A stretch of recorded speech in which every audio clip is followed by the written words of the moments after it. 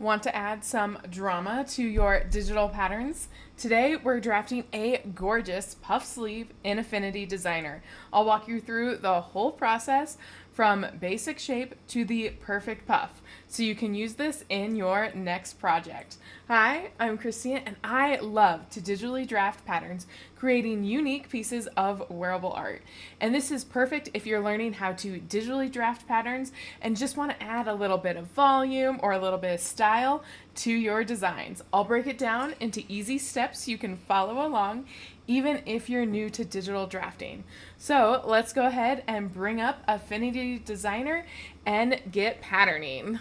Here we go. I have my half scale pattern here that if you want to follow along, you can find a link for it down below. That way you can start your own digital pattern drafting journey. The first thing I'm going to do is I'm actually going to make a copy of the sleeve. Since I'm only going to be working with the sleeve today, I am just going to make a copy of that. I always like to maintain a basic half scale in any of my programs so that if I truly mess something up, I can kind of go back and let it and just restart basically. I always find that super helpful. So then I'm just going to move this over here and we're going to jump in a little bit closer so that everybody can see what is going on. So the first thing I'm going to do is I'm actually going to determine a length for my puff sleeve. So when you're talking about puff sleeves, or the puff sleeve I'm going to talk about is a short sleeve. I always call it kind of like a Lucy sleeve because I always think of puff sleeves. I always think of Lucy from Your Good Man, Charlie Brown. She had like little cute puff sleeves. So that's just something that I always think about. So I want to first cut my sleeve to the length that I want. And I'm going to do that by using the knife tool. We're going to select the part that the pattern that I want to actually cut. And then we're going to go ahead and cut a line just like that. Now, if your knife is going in not a straight, so you can also, it's this one, straight line. So if you unclick the straight line, you can actually cut in curves, which can be really great. However, for the puff sleeve, I definitely want my straight line. So that is this button right up here. Next, I'm going to move the bottom part of my sleeve away and just delete it. We don't want it in our way. We just want it gone and out of the way. Next, there are a few different ways that I can actually create the puff. I will first need to determine how much I want to add into the puff, so how big of a puff am I going to create? And second, how am I going to cut it to do the slash and spread?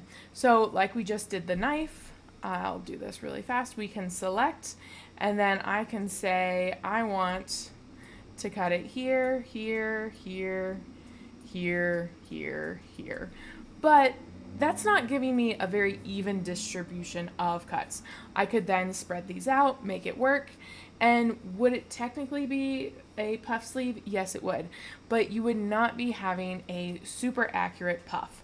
So I'm going to undo all those cuts, and what we're going to do is we're actually going to first draw some lines. So I'm going to do it kind of in the same way.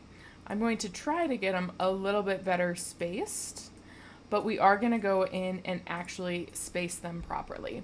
So I'm just kind of guesstimating with them right now.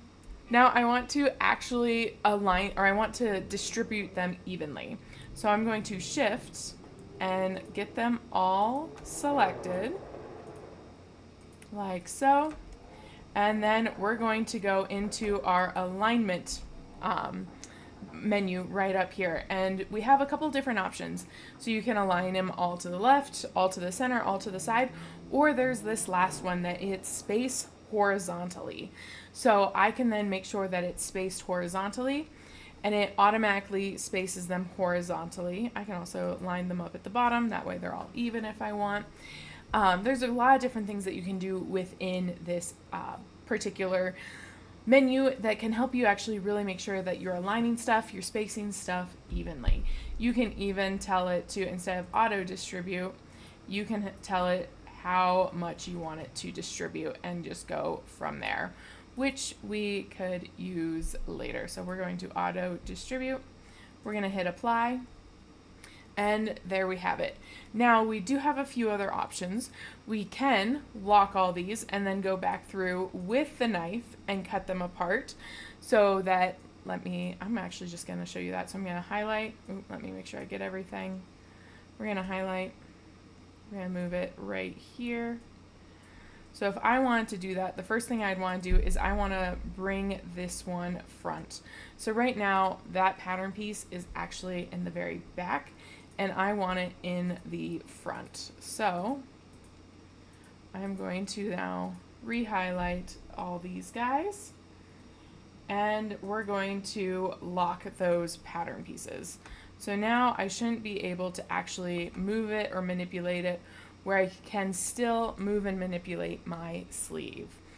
Then, once I do that, I can grab my knife, select what I want to highlight or what I want to cut, and I can cut down each one of these lines using it as a guide. Doot, doot, doot. Another one. And then we can move those off and we have them again spaced, or we have each of those pattern pieces that we can then space. Oh, I don't have those connected, but I'm not going to worry about that right now. We're not going to worry about truing the pattern. Whoops, wrong thing to delete.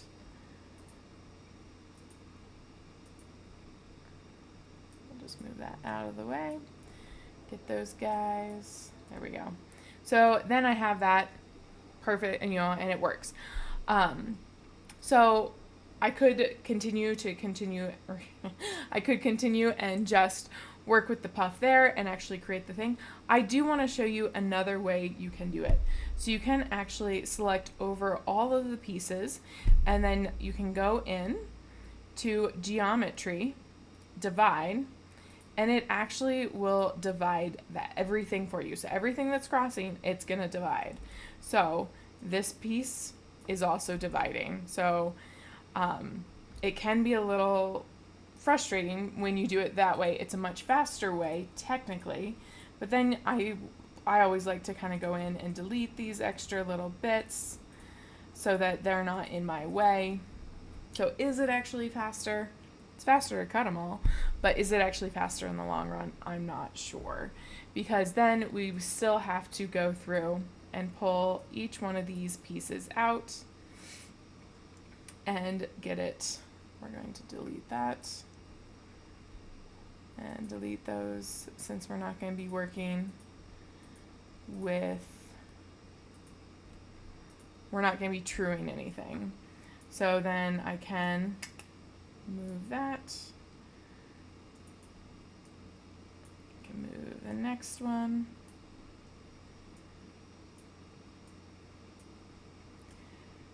So again, the problem that comes up with this, I'm just going to move all of those at the same time, is you actually don't get both sides of the divide. So if you truly wanted to make it so that you would want to kind of continue to move these, whoops, let me highlight it, then we can, I'm on the wrong tool. It's always good to be on the right tool when you're trying to do stuff. Highlight, there we go. So then you kind of have to, so there's a little bit of piecing and everything that you would then have to work with. But those are the two main ways that I can divide stuff within Affinity Designer. Now, back to my original piece here, what I can do is go use my alignment tool again. So I'm going to highlight over everything. We're going to align the bottom, and then we want to space them individually. Now, if you know how much you want to add and where you want to add it, you can either tell it to go a very specific amount, or you can have it do it, you can just pull each end and then have it automatically go in between. There are pros and cons to doing each one. So if you are starting with, say, let me cancel this really fast. So say I want to know, I just want to double the regular amount, which I don't have an original pattern to know. Always good to measure and find that stuff out first. Let's figure out if I was going to double this pattern piece. Let's see here. And that line measures basically 6 inches. So if I want to go 12 inches, let's change that to 12. Then I can line up this one at that point there, basically. Pull this one out to that point there. Highlight everything. Space evenly. I've now doubled the size of my sleeve. Works great. Now, the one thing to be aware of for that is you are also you could be still gathering a little bit more under your arm. Some people like to do a little bit less of a gather underneath that arm. So you might be pulling those in a little bit, or what you might do is pull all these guys out, line the center part up, this one right here, with the end of where you're wanting it to go, like that, and then we can have a little bit of a space there. Re-highlight, but again, now we have to be extra careful where we're highlighting. Got them all. Then I can do the alignment, and it has now respaced it so that most of the puff is going to be going over that shoulder and not so much under that arm. So it just kind of depends what you're looking for. Now that I have it kind of spaced out the way I want, it's time to actually create my next pattern. So again, I could highlight and lock all these, but I find I don't normally have too much issues. We'll see if I have them today. Then I'm gonna hit, it's not wanting me. We're going to hit, there we go, and hit. And then let's zoom out just a little bit so we can see. Then this is where I'm going to come over to this piece, and I am not on a curve. There we go. I was on the wrong tool, or I had the wrong tool selected. So we're going to try that again. Pen, make sure I'm on the right type of tool. Get click, click. I'm going to come to here, and I'm going to do a nice pull like that. That actually, I found, yeah, we're going to come here because that's not looking like I want. Yeah, that's looking much more like I want.